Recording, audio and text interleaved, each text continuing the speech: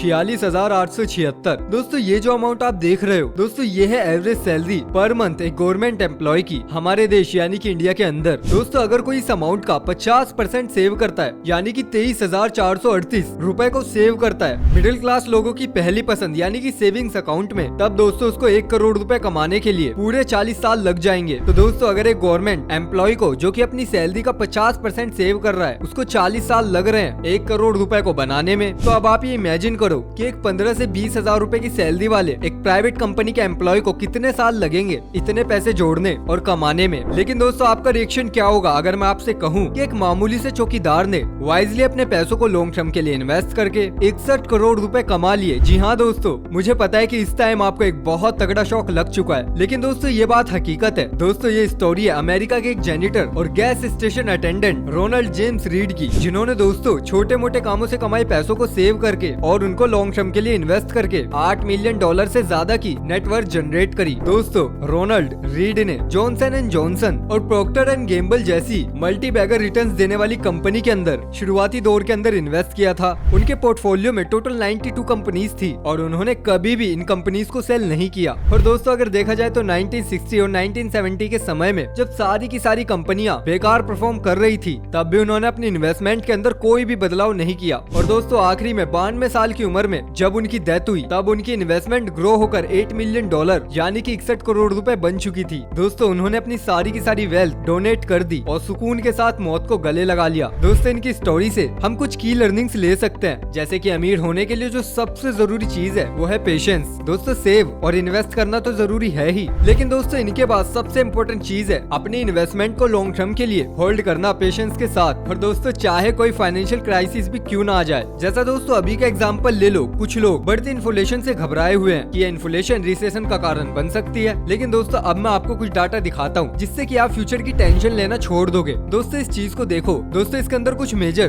Financial crisis के बारे में बताया गया है जो हमारे देश और पूरी दुनिया की इकोनॉमीज पास्ट के अंदर फेस कर चुकी हैं। और दोस्तों इनमें से सबसे बुरा रिसेशन था 1929 का द ग्रेट डिप्रेशन। और दोस्तों ये रिसेशन 10 लॉन्ग ईयर्स के लिए चला था। लाखों करोड़ों लोगों की जॉब इस रिसेशन के अंदर चली गई थी और कई सारे लोग तो बेघर हो गए थे। लेकिन दोस्तों क्या वो हमेशा के लिए चला? माना कि दोस्तों उन 10 सालों ने शेयर मार्केट के अंदर काफी सारे लोगों की वेल्थ को डिस्ट्रॉय किया होगा, लेकिन दोस्तों उसके बाद में मार्केट आज कहाँ पर है ये सब जानते हैं। हर 5 से 10 सालों में मार्केट के अंदर मेजर करेक्शंस देखने को मिलती हैं, लेकिन दोस्तों ये हमेशा से टेम्परेरी होती है। लॉन्ग रन के अंदर हमेशा से मार्केट ऊपर जाती है। अब दोस्तों आप खुद से सवाल करो कि क्या आप मार्केट के अंदर टेम्परेरी आए हो? क्या आप मार्केट को एक गेट क्विक स्कीम की तरह समझते हो या फिर आप इसको एज ए करियर लेके चलते हो, एक ऐसे रास्ते की तरह देखते हो जो आपकी फाइनेंशियल कंडीशन को सुधार सके? दोस्तों अगर आप पुरानी सोच के बंदे हो तब आपको मार्केट को ब्लेम करने के कई सारे रीजंस मिल जाएंगे, कभी बढ़ती इन्फ्लेशन, कभी इकोनॉमी में स्लो डाउन और कभी कुछ और। लेकिन दोस्तों अगर आप आज की सोच वाले बंदे हो तो दोस्तों बधाई हो, आप ही वो टॉप 1% जो रोनाल्ड रीड की तरह एक ऑर्डिनरी व्यक्ति होते हुए भी एक्स्ट्रा ऑर्डिनरी वेल्थ जनरेट करोगे। दोस्तों ये बात करते करते मुझे एक बहुत ही अच्छा कोट याद आया है जो कि एक बहुत ही ग्रेट इंसान ने लिखा है, जो कोट कुछ इस तरह है, pessimist sound smart, optimist make money. यानी कि दोस्तों पेसिमिस्ट यानी कि निराशावादी लोगों की बातें सुनने में काफी ज्यादा स्मार्ट साउंड करती है, लेकिन दोस्तों पैसे हमेशा ऑप्टिमिस्टिक लोग ही कमाते हैं। दोस्तों दूसरी लर्निंग इस स्टोरी से हम ये निकाल सकते हैं कि सिर्फ एक हाई इनकम वाले लोग जैसे कि कोई बिजनेसमैन ही वेल्थ नहीं बना सकते। एक आम आदमी एक सिंपल सी नौकरी करके और एक बेसिक सी सैलरी के साथ भी अमीर बन सकता है अगर वो वाइजली अपने फाइनेंस को मैनेज करे। हाई इनकम से ज्यादा जरूरी यहाँ कुछ बड़ा करने का जज्बा और ऑप्टिमिस्ट एटीट्यूड है। तो दोस्तों इस ऑप्टिमिस्ट एटीट्यूड और कुछ कर दिखाने के जज्बे के साथ आइए आगे बढ़ते हैं और सैलरी से अमीर बनना सीखते हैं स्टेप बाय स्टेप, एकदम सिंपल तरीके से। तो दोस्तों मिलिए एक सेल्स एग्जीक्यूटिव से जिसका नाम है करण, जो कि एक प्राइवेट कंपनी में जॉब करता है। करण की मंथली सैलरी 25,000 रूपए है। करण अभी 21 साल का है और जब करण ने जॉब स्टार्ट किया था तब वो 18 साल का था और उस समय उसकी सैलरी 20,000 रूपए थी, जो कि अब बढ़कर 25,000 रूपए हो चुकी है, क्योंकि हर साल उसको उसकी कंपनी 10% की सैलरी इंक्रीज करके देती है। करण ने इन 3 सालों में कुछ सेव नहीं किया है। उसने अपनी हर महीने की सैलरी मौज मस्ती करने में और अपनी इच्छाओं को पूरा करने में उड़ा दी है। लेकिन अब सब कुछ करने के बाद करण रियलाइज करता है कि उसे पैसे सेव करने की जरूरत है। करण थोड़ी रिसर्च करता है और कुछ फाइनेंशियल बुक पढ़कर, इंटरनेट पर कुछ आर्टिकल्स पढ़कर और कुछ वीडियोस देखकर एक डिसीजन पर पहुंचता है कि वो हर महीने अपनी सैलरी में से 5,000 रूपए सेव करना शुरू करेगा और उसकी SIP स्टार्ट करेगा। साथ ही हर साल जो उसको सैलरी में से 10% इंक्रीज होके मिलता है उसका यूज वो SIP के अंदर अमाउंट बढ़ाने में करेगा और ना ही अपने खर्चे बढ़ाएगा। जैसे इस साल वो हर महीने 5,000 रूपए इन्वेस्ट कर रहा है तो अगले साल से वो इस इस अमाउंट को 10% बढ़ा देगा, यानी कि इस अमाउंट को वो 5,000 रूपए से 5,500 रूपए कर देगा और उससे अगले साल वो 6,050 रूपए इन्वेस्ट करेगा, जो कि 5,500 रूपए का 10% ऐड करने से बनेगा और आगे भी वो ऐसे ही करता रहेगा। और इस तरीके को कहते हैं स्टेप अप SIP। तो करण पूरे अनुशासन के साथ ऐसा करता है। बीच बीच में वो कई बार डिमोटिवेट भी हुआ है। जब मार्केट के अंदर क्रैश आया या फिर जब रिसेशन वाले हालात देश के अंदर पैदा हुए, उसको कई बार उसके दोस्तों ने भी डिमोटिवेट किया है कि छोड़ दे यार SIP करना, इसमें कुछ नहीं होगा। और कई लोगों ने तो ये भी कहा है कि 50 साल की उम्र में तेरे पास अगर 50 से 60 लाख रुपए आ भी गए तो क्या फायदा होगा। लेकिन दोस्तों करण ने किसी की नहीं सुनी। उसने अनुशासन के साथ 30 सालों के लिए इन्वेस्ट किया और उन 30 सालों में उसने 15% के रिटर्न अपनी इन्वेस्टमेंट पर लिए। वैसे दोस्तों कहां पर इन्वेस्ट करके उसने इतने रिटर्न्स लिए वो मैं आपको थोड़ी देर में बता दूंगा। पहले करण की इन्वेस्टमेंट की कैलकुलेशन करके देख लेते हैं और देखते हैं कि आखिर उसकी नेटवर्थ कितनी हुई। तो दोस्तों जैसा आप देख सकते हो कि मैंने करण की मंथली इन्वेस्टमेंट अमाउंट ऐड करी है 5,000 रूपए की और उसकी एनुअल ग्रोथ रखी है 10% की और उसके 15% के रिटर्न मैंने यहाँ पर रखे हैं और टेन्योर मैंने ऐड किया है 30 इयर्स का। अब दोस्तों कैलकुलेट माई रिटर्न्स पर क्लिक करने के बाद आप देखोगे एक जादू। देखो दोस्तों 5,000 की छोटी शुरुआत से आज करण के पास कितने रुपए मौजूद है। करण के पास है 6.59 करोड़ रुपए। दोस्तों अगर आप गूगल के ऊपर सर्च करके देखोगे तो आपको मालूम पड़ेगा कि इतना अमाउंट इंडिया के अंदर 1% से भी कम लोगों के पास होता है। वैसे दोस्तों वो लोग जो अपने 30s में उनको परेशान होने की या मायूस होने की जरूरत नहीं है, वो भी स्टार्ट कर सकते हैं। बस वो 50 की बजाय 60 की उम्र में इतने पैसे कमा रहे होंगे अगर वो सेम फंडे को यूज करते हैं तो। लेकिन दोस्तों अब यहाँ पर कई सारे लोगों के दिमाग में ये सवाल आ रहा होगा कि 50 या फिर 60 साल की उम्र में इतना पैसा अगर मेरे पास आ भी गया तब उसका मैं क्या करूंगा, उससे तो मेरे बच्चे ही इंजॉय करेंगे, मैं तो शायद उस टाइम पर डॉक्टर के अलावा उन पैसों को कहीं पे खर्च ही न कर पाऊं। तो दोस्तों आपको परेशान होने की जरूरत नहीं है। इसके लिए या तो आप इस टेन्योर को अपने हिसाब से घटा लो, जैसे कि अगर आप अभी अपने 20s में हो और अगर आप नेक्स्ट 20 इयर्स के लिए सेम स्ट्रेटेजी के साथ इन्वेस्ट करना चाहते हो तब भी आपके पास में 1.3 करोड़ रुपए होंगे एट द एज ऑफ 40। या फिर दोस्तों दूसरा आप ये भी कर सकते हो कि आप इस SIP के अमाउंट को बढ़ा दो और हो सके तो ग्रोथ इन इन्वेस्टमेंट अमाउंट को भी बढ़ा दो। जैसे कि दोस्तों यहाँ पर मैं कर देता हूँ 5,000 रूपए की जगह 10,000 रूपए और दोस्तों ग्रोथ में 12% की रख रहा हूँ। तो दोस्तों अब आप सिर्फ 15 साल के अंदर ही 1.21 करोड़ रुपए कमा लोगे। अब दोस्तों इस SIP कैलकुलेटर का लिंक मैं डिस्क्रिप्शन बॉक्स में डाल दूंगा, जिस पर क्लिक करके आप अपने SIP को कैलकुलेट कर सकते हो। दोस्तों लेकिन क्या अभी तक आपने एक बात नोटिस करी कि हमने हर एक चीज के अंदर बदलाव किया लेकिन रिटर्न्स के अंदर हमने बदलाव नहीं किया। और दोस्तों पता है आपको ऐसा हमने क्यों किया? क्योंकि ये 15% का रिटर्न है निफ्टी 20 ETF के पिछले 20 साल का रिटर्न। करण ने भी इसी ETF के अंदर इन्वेस्ट किया था और हम भी इस वीडियो के अंदर आपको इस ETF के अंदर इन्वेस्ट करने के बेनिफिट्स बताएंगे। ETF यानी कि एक्सचेंज ट्रेडेड फंड, अगर इसको सिंपली समझा जाए तो ये वो फंड होते हैं जो मार्केट के अंदर ट्रेड होते हैं और इनके अंदर आप कभी भी पैसों को इन्वेस्ट या फिर विड्रॉ कर सकते हैं। निफ्टी 20 ETF भी इसी तरह का ट्रेडेड फंड है जो कि निफ्टी 50 इंडेक्स की परफॉर्मेंस को हूबहू कॉपी करता है और जितने रिटर्न्स निफ्टी 50 देता है ये भी ऑलमोस्ट उतने ही रिटर्न्स देता है। जैसे कि दोस्तों आपको पता ही होगा कि हम डायरेक्टली इंडेक्सेस में जैसे कि निफ्टी या फिर सेंसेक्स में इन्वेस्ट नहीं कर सकते, इसलिए हमें या तो इंडेक्स फंड के अंदर इन्वेस्ट करना पड़ता है या फिर दूसरा एक और तरीका है जो कि है निफ्टी 20 ETF में इन्वेस्ट करना। निफ्टी 20 ETF मुझे ज्यादा अच्छा लगता है और दोस्तों इसका एक रीजन ये भी है कि इसके अंदर इन्वेस्ट करने के लिए आपको सिर्फ एक डीमेट अकाउंट की रिक्वायरमेंट होती है। और दोस्तों इसका डीमेट अकाउंट होने का सबसे बड़ा बेनिफिट ये होता है कि आप ETF के अंदर तो इन्वेस्ट कर ही सकते हो और अगर आप चाहो तो आप इंडिविजुअल स्टॉक के अंदर भी इन्वेस्ट कर सकते हो। आपको अलग से किसी म्यूचुअल फंड प्लेटफॉर्म पर रजिस्टर करने की जरूरत नहीं पड़ती, जिससे दोस्तों आप आसानी से एक ही प्लेटफॉर्म से अपने पूरे पोर्टफोलियो का ट्रैक रख सकते हो। और दोस्तों इंडेक्स फंड के अंदर इन्वेस्ट करने के क्या फायदे होते हैं, अब दोस्तों जल्दी से देख लेते हैं कि आप निफ्टी 20 ETF में कैसे इन्वेस्ट कर सकते हो। सबसे पहले आपको एक डीमेट अकाउंट चाहिए होगा। दोस्तों आप किसी भी डिस्काउंट ब्रोकर के साथ इसको इजीली खुलवा सकते हो। इस वीडियो के लिए मैं लूंगा एंजल वन को, जिसका लिंक भी मैं डिस्क्रिप्शन बॉक्स के अंदर डाल दूंगा। अगर आप चाहो तो आप भी इसके साथ अकाउंट ओपन कर सकते हो अपने डीमेट अकाउंट को स्टार्ट करने के लिए। तो दोस्तों अब हमें एंजल वन के मोबाइल ऐप या फिर वेबसाइट के अंदर लॉगिन करके और वॉच लिस्ट वाले सेक्शन के अंदर जाके टाइप करेंगे निफ्टी 20 और इसके ऊपर क्लिक करने के बाद NSE वाले निफ्टी बेस पर क्लिक करेंगे, जिससे कि वॉच लिस्ट के अंदर ऐड हो जाएगा। फिर हम दोबारा से इसके ऊपर क्लिक करेंगे और यहाँ पर जो आपको दिख रहा है स्टार्ट बाय इन्वेस्टिंग स्मॉल, इसके सामने वाले एक्सप्लोर बटन पर क्लिक करेंगे और दोस्तों क्लिक करने के बाद कुछ इस तरह का इंटरफेस हमारे सामने ओपन होगा। फिर आप स्टार्ट SIP के ऊपर क्लिक करोगे। इसके बाद दोस्तों अमाउंट की जगह आप मंथली SIP का अमाउंट ऐड कर दोगे। फ्रीक्वेंसी के अंदर मंथली सिलेक्ट करोगे और पीरियड के अंदर जितने सालों के लिए आप चाहते हो उनको मंथ से मल्टीप्लाई कर दो, जैसे कि 10 सालों के लिए। अगर आप इन्वेस्ट करना चाहते हो तो 12 into 10 यानी कि 120 को सिलेक्ट कर लो। देन क्रिएट बास्केट के ऊपर क्लिक करो और उसके बाद I accept term and conditions के ऊपर क्लिक करो और उसके बाद प्लेस ऑर्डर कर दो और आपकी SIP स्टार्ट हो जाएगी निफ्टी 20 ETF में और आप इंडेक्स के रिटर्न्स का बेनिफिट लेना स्टार्ट कर दोगे। तो दोस्तों ये थी हमारी आज की वीडियो। आई होप आपको इन्फॉर्मेशन इन्फॉर्मेशन पसंद आई होगी और अगली वीडियो आप किस टॉपिक पर देखना चाहते हैं ये हमें कमेंट बॉक्स में जरूर बताइएगा। और जानकारी के लिए आप हमें इंस्टाग्राम पर फॉलो भी कर सकते हैं। मिलते हैं बहुत जल्द आपसे अगली वीडियो में, तब तक के लिए बाय बाय, अपना ख्याल रखिएगा।